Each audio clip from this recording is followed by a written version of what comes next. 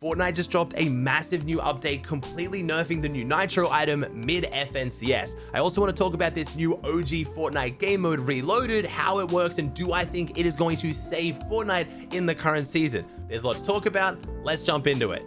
Let's kick off with the big news, Nitro finally being nerfed. Now I say finally because if you've played competitive Fortnite at all, you know what it looks like out there. It is people just sprinting through walls constantly. It feels almost impossible to counter, and a lot of people have been super upset. So the Nitro now, instead of doing 300 damage to structures, only does 90. That is a massive nerf. You now can't even run through wood in one go, and if you want to run through a metal wall, it is going to take you 6 different times of slamming your head into the wall to make it through. So this makes Nitro so much weaker, but a lot of people saying so much more balanced. It is still an extremely strong item. You now still have a buffed pepper where you run faster, can sprint forever until it runs out, and you take no fall damage. The structure damage is just a bit of an added bonus, so this is going to be a massive change to Fortnite in general, but a huge change to competitive Fortnite.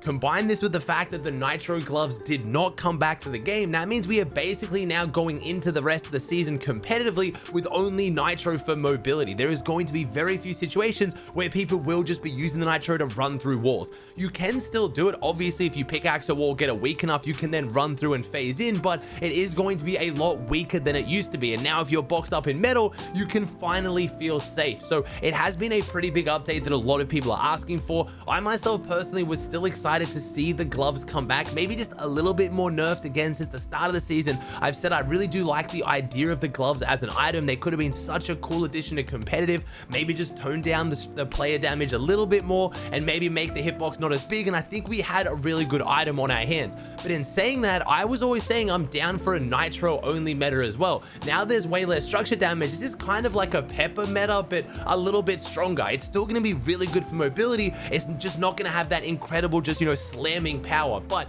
we have to address the big issue here that a lot of people are going to be talking about. This change has gone through not only mid-FNCS, mid-week of FNCS. This is going through after round 1 on every region before round 2. This is a massive change, and there's a lot of potentially pros and players out there who didn't qualify out of FNCS. Their FNCS qualifiers are done, not making it round 2, and now the meta has completely changed. A lot of people are very upset about this. Now, I have to say, we've been asking for these changes since the start of the season. So yes, Epic Games could have brought these changes out quicker. They could have nerfed Nitro a little bit quicker, and we wouldn't have had this issue. But at the same time, I'm really trying to just make the best of what we have in these situations, and I personally much prefer the meta now. So I'm going to enjoy watching the rest of FNCS. I'm going to be hyping it up, but I fully understand why there's people out there who are going to be upset. Do I think this is going to shake things up between which teams were doing well and now they're going to do much worse?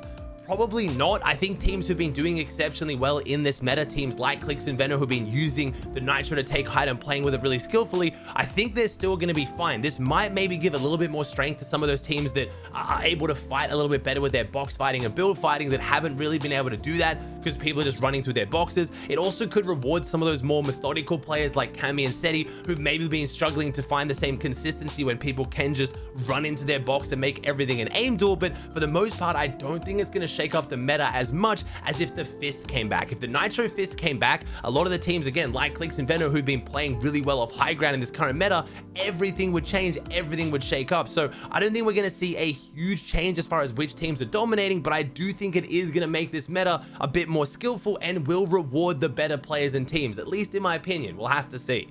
Now, a few teams that will be massively affected competitively, unfortunately, are teams like Rise and Ages, who have just had their entire drop spot disappear. They were dropping on a fair bit of loot just in the south of the kind of like salt flat lake kind of area in the middle of the map, and it's now just completely gone. It's been replaced with like one chest, a campfire, and an ammo box. So we've had one of the best teams on NA with a drop spot doing really well, having their drop spot just removed during the weekly qualifiers. Rise responding, well, it looks like someone is going to be contested now. And I don't know which team this is, but this is going to be a big shakeup on NA. You have one of the tier 1 teams now without a drop spot with eyes on somewhere else to go. This could see them contest some of the other big teams who so far we've had quite a few with uncon drops. themselves. I've talked in the past about how teams who have already qualified to LAN, like Acorn Cold, like Peterbot and Poyo, probably have an advantage of holding down their POI because players like Rise and Ages are too smart to want to contest them, knowing they can just grief them out of making the LAN. They have a lot less to lose than you do.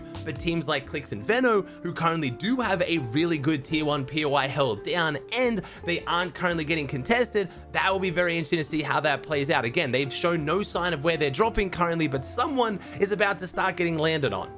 In this update, we did have some other huge additions to the loot pool. We have the C4 coming back, the Flintlock. We even have a new sniper rifle, the heavy impact sniper rifle. We have buried treasure coming back. This is all part of the collaboration with Pirates of the Caribbean, but none of this is going into competitive. Now, I'm interested to see how this plays out because a lot of these items are really fun, but again, are people going to run into that frustration of trying to use them when they're going up against all the different vehicles? Yes, you can add these cool collabs and items to the game, but until they just kind of completely remove the vehicles, a lot of people aren't going to get a chance to use them, and I think they're not going to be experienced as much as maybe Fortnite would like. Again, I haven't really been playing any pubs or ranked. Based on the player count, it looks like a lot of you guys haven't as well, but I hope you guys at least enjoy some of these new items maybe, and hopefully they help out with a bit of the frustration. But again, I don't really know. I'm mostly focusing on competitive this season.